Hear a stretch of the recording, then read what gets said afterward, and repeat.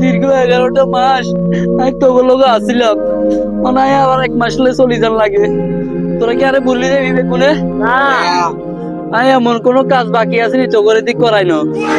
ওতে ডাব গাছের ডাব চুরি করাইছি, তো করে দি আই আব্বাচ্চার ক্ষেতের মূলা চুরি করাইছি, ওই সেলিমের গাছের সুয়ারি চুরি করাইছি, ওই কাশেমের ঘরের ছাগল চুরি করাইছি। এনকি আই তো গুলা বালা কিছু করি না, এনকি কোনো খারাপ কাজ করছি আই? গুরু আপনাদের না করে 1 মাস হলে তুই চলে যাবেন গুরু, আমরা আপনাদের সাথে কেমন দেখতে গুরু? আই তো শীতকালে কত খেয়াল রাখছি, তো করে ঠিক মতো গোসল করতাম দিন, তো করে ঠিক মতো নামাজ পড়তাম দিন। গুরু ঠিক আছে, আমরা বাঙ্গরে শীতকালে ওদুটাও করতেন জান নদুটে দালে করতেন নাঙ্গরে তাই খেলার তলাতে আরাম করে ঘুমতে। গুরু ঠিক আছে, আমরা তো ফজর নামাজের সময় উঠতাম ঘুমোচ্ছাই, আর নাঙ্গর কইতেন দা নদীটি যাস না তোরা ঘুমতে আয় তোকে মাথা কাটি দিতি। আর গুরু আনার কথা আমরা কেনে বললাম।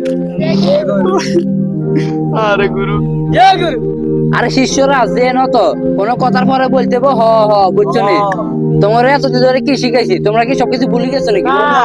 না ভুললে তো হইতো না, তো তো তোমরা 1 মাস না যাইতে তোমরা ভুলে যাবে।